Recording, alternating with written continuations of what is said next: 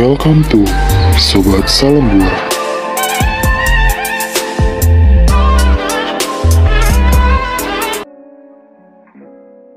Bismillahirrahmanirrahim. Assalamualaikum warahmatullahi wabarakatuh.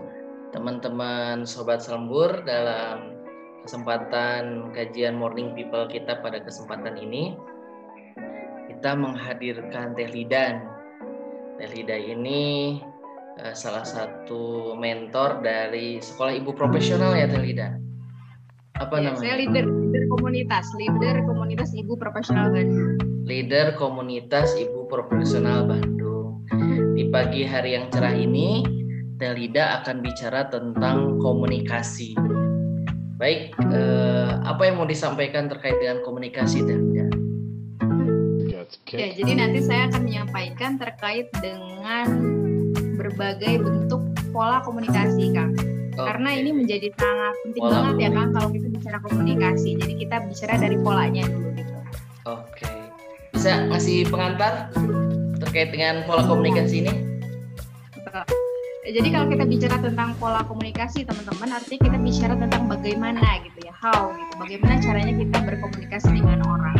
Kenapa sih kita harus tahu, kenapa kita harus memahami tentang pola-pola komunikasi ini? Karena ya kita tidak akan lepas dari komunikasi. Kita sebagai makhluk sosial yang selalu berhubungan dengan orang lain. Apalagi kemudian di era sekarang ya, di new media gitu ya, orang bilang seperti itu. Satu sama lain ini saling terkoneksi gitu kan. Saling terkoneksi dan hampir tidak pernah kita bisa hidup secara privasi gitu ya, secara sendiri, secara pribadi kalau tidak melibatkan orang lain. Jadi selalu harus melibatkan orang lain. Nah, artinya ketika melibatkan orang lain selalu ada komunikasi di sana. Betul. Nah, tapi pola komunikasi itu tidak selalu berjalan mulus kan gitu ya. Kadang kita merasa kecewa gitu ya dengan ketika berkomunikasi dengan siapapun. Ini konteksnya sangat luas banget gitu ya. Tips ini gitu, karena bisa dalam konteks relationship kita dengan pasangan, atau juga dengan di tempat kerja, atau juga misalnya atasan bawahan dan seterusnya. Jadi konteksnya sangat luas sekali seperti itu. Nanti prakteknya bisa disesuaikan dengan kebutuhannya masing-masing seperti itu. Nah, jadi seperti itu, Kang. Apa saya langsung jelasin nih apa saja pola-polanya atau bagaimana? Boleh. Nih, kita runut dulu ya. Jadi manusia itu tidak lepas dari komunikasi, Teh Lida ya. Komunikasi ini diperlukan dan dipakai di berbagai situasi gitu ya. Di berbagai setting, di keluarga, di masyarakat, di tempat kerja gitu. Ada selalu komunikasi gitu. Nah, terkait dengan bagaimana sih tadi Teh Lida pola-pola komunikasi itu? Ya.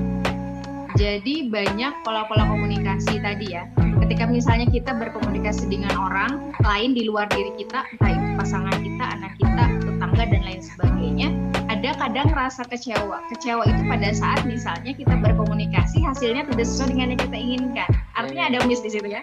Kan komunikasi itu sebetulnya secara umum kalau Harold Laswell bilang, dia ada komunikator, ada komunikan, ada medianya ya. Kemudian ada efek gitu kan. Kalau misalnya kita berkomunikasi menyampaikan sebuah pesan, ternyata efeknya tidak sesuai yang kita inginkan, artinya ada sesuatu di situ, ada something wrong gitu. Nah, itu barangkali yang menjadi tantangan kita, bagaimana kita bisa menyampaikan komunikasi atau pesan itu sesuai dengan apa yang kita inginkan dan hasilnya juga sesuai dengan ekspektasi kita. Jadi kan ada goal dalam komunikasi, Teh Lida, ada goal dalam komunikasi. Betul. Ketika goal itu tidak sesuai dengan harapan, tidak sesuai dengan tujuan, maka kita gagal berkomunikasi. Apa begitu, Teh Lida? Betul. Jadi tidak semua komunikasi itu berhasil gitu ya. Nah, makanya kenapa kita harus belajar untuk bagaimana berkomunikasi secara baik agar kita menghasilkan goals yang sesuai dengan yang kita inginkan gitu. Jadi bukan berarti ketika kita berkomunikasi kemudian tidak sesuai ekspek kita hasilnya, bukan berarti message-nya yang salah. Bisa jadi cara menyampaikannya yang salah gitu. Cara yang menyampaikannya yang salah. Betul, atau waktunya juga, timingnya juga menentukan seperti itu. Nah, apa saja pola-polanya ini? Banyak polanya. Misalnya ada yang namanya pola komunikasi pasif ya. Jadi kalau pola komunikasi pasif itu dia lebih tertutup ya. Jadi cenderung tertutup, kemudian cenderung tidak bisa menyampaikan gagasan gitu kan. Tapi dia punya sesuatu yang ingin disampaikan, hanya dia tidak punya kemampuan untuk menyampaikan itu gitu. Kalau pasif itu dia punya keinginan tapi tidak punya kemampuan untuk melakukannya. Komunikasi pasif. Betul. Jadi lebih banyak dia, lebih banyak ya, dan orang pasif ini biasanya dia sulit untuk mengatakan tidak. Makanya orang pasif ini cenderung apa? Cenderung dia nggak punya goals dalam hidupnya karena dia selalu ingin menyenangkan semua orang gitu. Tapi dia mengorbankan dirinya sendiri karena dia pasif kan gitu. Nah jadi negatifnya adalah dia akan tadi gitu ya, hidupnya jadi tidak terarah gitu kan. Kemudian dia akan melakukan hal-hal di luar dari apa yang dia senangi atau membuat dia bahagia gitu ya. Nah itu yang pertama gitu. Jadi tidak bisa menyampaikan apa ya keinginannya secara jujur kepada orang lain. Kalau misalnya dia nggak bisa bilang tidak, misalnya hari ini sibuk banget, tapi ada orang yang tiba-tiba ngajak nih misalnya ngajak buat ram atau apa gitu, dia nggak bisa nolak, dia pasti harus selalu kemudian mengikuti apa kata orang. Jadi cenderung jadi followers gitu loh. Nah kalau yang pasif itu kasihan banget kedua, itu dia menderita sekali terlidah. Iya. Dan banyak orang seperti itu kan. Gitu, banyak yang seperti itu. Kemudian ada yang kedua, pola itu adalah pola komunikasi yang agresif. Nah kalau tadi pasif, ini kebalikannya Kang. Orang yang agresif itu dia cenderung lebih lebih on fire gitu. Dia cenderung lebih mendominasi. Pokoknya sesuatu sesuai dengan apa yang dia pengen. Dan ini tapi cenderung orang ini kayak memaksakan kehendaknya, memaksakan pikirannya kepada orang lain. Orang lain harus sesuai dengan apa yang dia inginkan gitu. Dia sangat agresif sekali gitu untuk kemudian mendominasi, mengatur pikiran orang sesuai dengan apa yang dia inginkan. Balikan dari pasif tadi ya. Ya, balikannya. Kalau tadi terlalu pendiam, ini terlalu agresif. Betul. Nah, bahayanya orang agresif ini adalah dia ya pasti akan tidak disenangi ya. Orang akan ikut sesuai dengan apa yang dia sampaikan, tapi juga dalam kondisi keterpaksaan gitu. Orang sih iya bilangnya. Kalau yang pasif banyak disakiti, kalau yang agresif dia sering menyakiti gitu. Banyak menyakiti.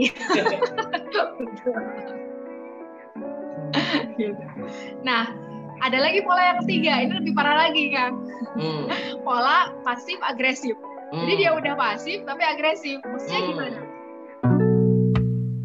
Jadi dia cenderung lebih pendiam, tapi dia sebenarnya selalu memaksakan kehendak dia. Dan biasanya secara sederhana tanda-tanda orang pasif agresif itu dia lebih banyak ngasih kode kan. Lebih banyak ngasih kode gitu. Kode-kode yang contohnya orang diam tetapi dia ingin memaksakan kehendak. Kayak gimana tuh Terlida? Ya, misalnya gini. Misalnya dalam sebuah pertemuan kemudian diambil sebuah keputusan, dia sebenarnya nggak setuju gitu dengan keputusan yang diambil. Tapi ketika ditanya, gimana menurut kamu? Ya udah deh gitu. Dengan ada yang kurang mendukung misalnya. Atau misalnya orang nanya, kamu baik-baik aja? Iya, aku baik-baik aja. Tapi dengan ada yang nggak baik-baik aja gitu. Jadi atau di belakang malah ngomongin. Nah, itu maksudnya. Jadi cenderung dia sebenarnya nggak bisa mengungkapin perasaan, tapi dia pengen untuk kemudian memaksakan kehendak dia kepada orang lain seperti itu. Jadi omongan yang di depan beda dengan yang di belakang gitu. Nah itu yang pasif agresif kan lebih bahaya sebenarnya ya, karena orang nggak tahu pikiran orang gitu. Dan sebenarnya kan kita kenapa sih harus komunikasi secara baik, karena kita nggak bisa baca pikiran orang kan. Dan orang pasif agresif ini lebih banyak kasih kode-kode yang kadang-kadang si kode ini tidak sesuai dengan yang dia pengen gitu loh. Malah membingungkan. Gitu. Membingungkan. Dan bisa aja sih kita jadi orang pasif agresif, tapi catatannya kita harus punya kamus kode biar orang ngerti gitu, kayak gitu. Tapi kan kayaknya itu ya tipe-tipe orang yang ingin dipahami. Ya bener, orang yang pengen dipahami tapi dia juga ngasih kode ke orang gitu ya. Ya ini kebanyakan sih biasanya perempuan kayak gitu ya.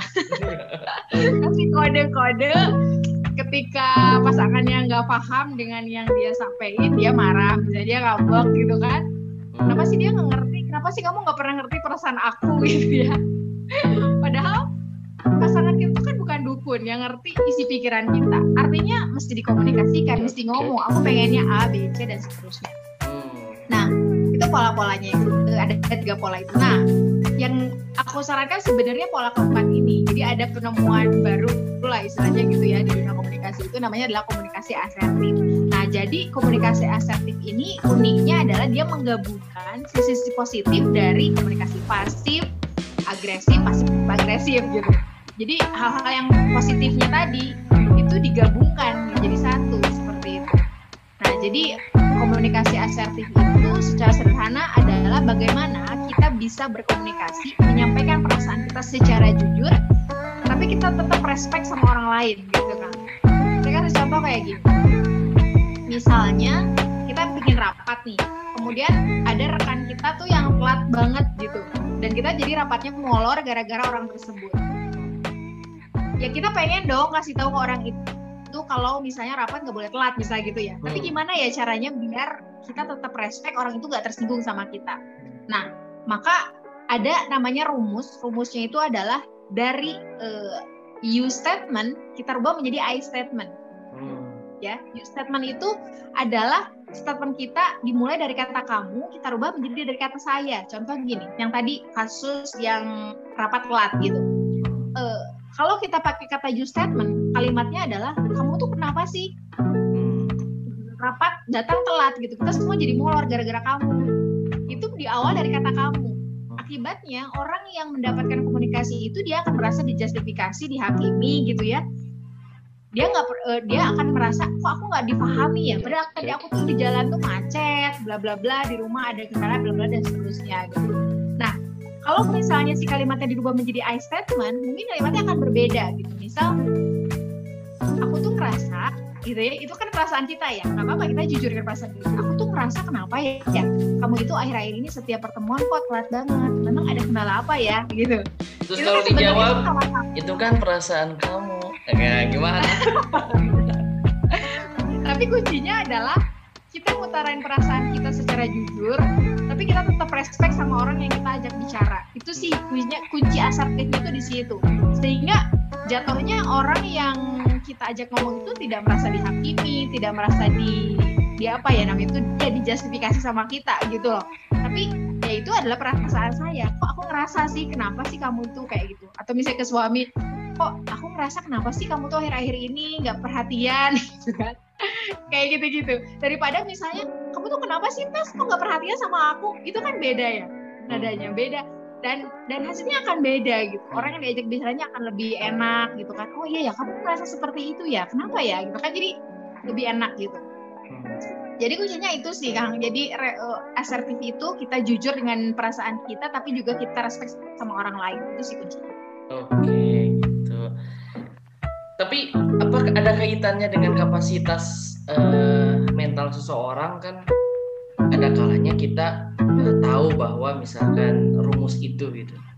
Tapi yang paling yang tidak bisa dia lakukan adalah kapasitas mentalnya untuk mengungkapkan ketidaksesuaiannya yang dia rasakan gitu.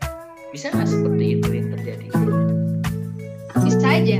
Makanya kemampuan komunikasi itu lebih ke kemampuan jam terbang ya Kang ya. Jadi kita semakin sering kita untuk membiasakan diri untuk bisa mengungkapkan perasaan kita secara jujur, maka itu akan lebih mudah.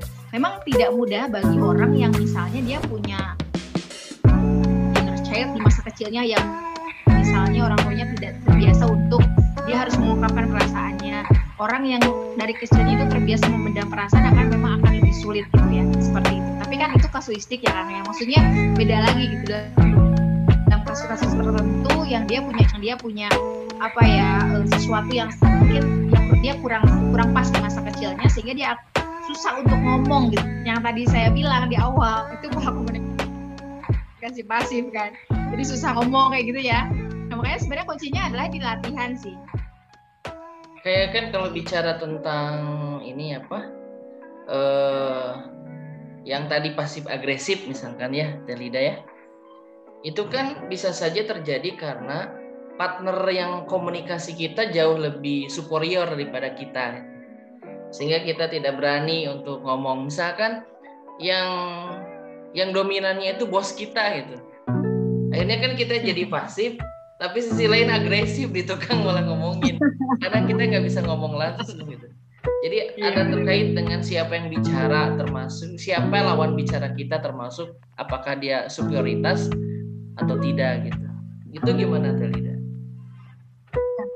Jadi dalam kasus seperti itu sebetulnya berlaku pola komunikasi yang dalam konteks kita bicara dengan siapa itu juga berpengaruh. Jadi kan kalau dalam konteks komunikasi itu sebelum kita bicara atau menyampaikan sebuah pesan, kita harus tahu dulu siapa yang kita ajak bicara gitu ya. Ini konteksnya berbeda dengan tadi pola-pola itu yang berlaku secara umum. Tapi dalam kasus yang tadi Akang bilang, gimana kalau bosnya superior, dominan dan lain sebagainya, ya berarti ada satu kemampuan, ada satu skill yang harus dihadirkan di situ, yaitu kemampuan untuk meriset terlebih dahulu lawan bicara kita gitu ya.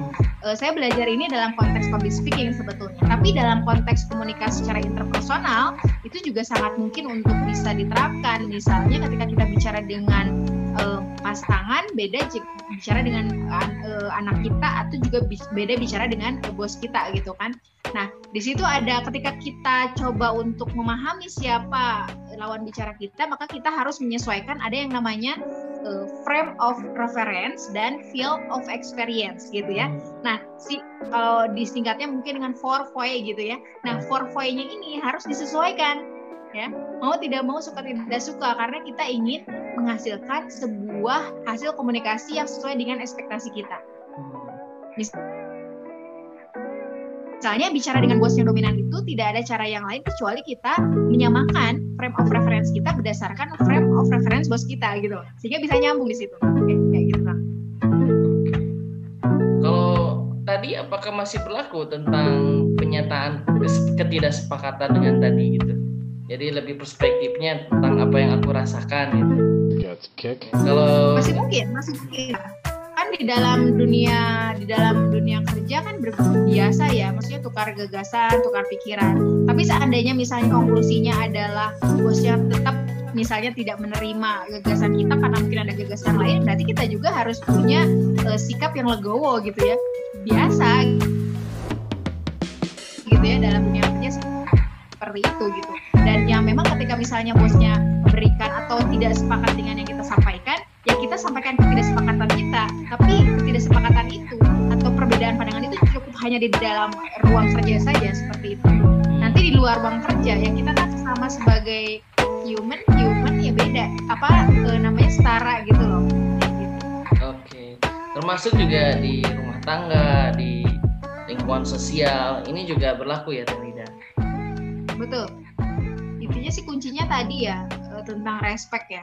Orang dimanapun, saya pikir seorang bos sekalipun yang killer dalam tanda kutip atau dominan, ketika dia dapat respect dari orang lain, kayaknya dia akan lebih terbuka menurut saya gitu ya. Jadi sebetulnya di situ kuncinya. Tapi memang dalam kasus-kasus tertentu nih, ada misalnya orang bilangnya itu istilahnya itu adalah flying victim kan. Flying victim itu adalah dia orang yang selalu menempatkan diri sebagai korban gitu. Jadi selalu seperti itu. Itu akan membuat sebuah situasi jadi lebih jadi sulit ya untuk bisa cair gitu loh. Ketika orang selalu memposisikan diri sebagai korban gitu kan. Ada yang seperti itu ya. Pernah nggak menghadapi orang seperti itu gitu? Yeah. Oke Telida, terima kasih banyak. Di pagi hari ini bicara tentang komunikasi sangat bermanfaat sekali. Mungkin ada satu closing statement tidak terkait dengan apa yang disampaikan. Ya, intinya bicara tentang komunikasi adalah bicara tentang seni menyampaikan pesan. Jadi tidak ada istilah tidak bisa, semuanya bisa dicoba. Intinya komunikasi ini akan membantu kita untuk lebih mengupgrade gitu ya peran kita di masyarakat atau dimanapun kita berada. Dengan komunikasi yang asertif, dengan komunikasi yang baik, kita bisa membangun respect dan kita bisa menjalin relasi dengan siapapun, dimanapun dan kapanpun. Oke, mantap. Terima kasih Telida di pagi hari ini di kajian Morning People atas kehadirannya. Terima kasih bagi teman-teman yang menyimak. Bila Fisabil Haq, Wastabikul Khairat. Assalamualaikum warahmatullahi wabarakatuh. Telida, terima kasih. Mangga, sami-sami. Waalaikumsalam.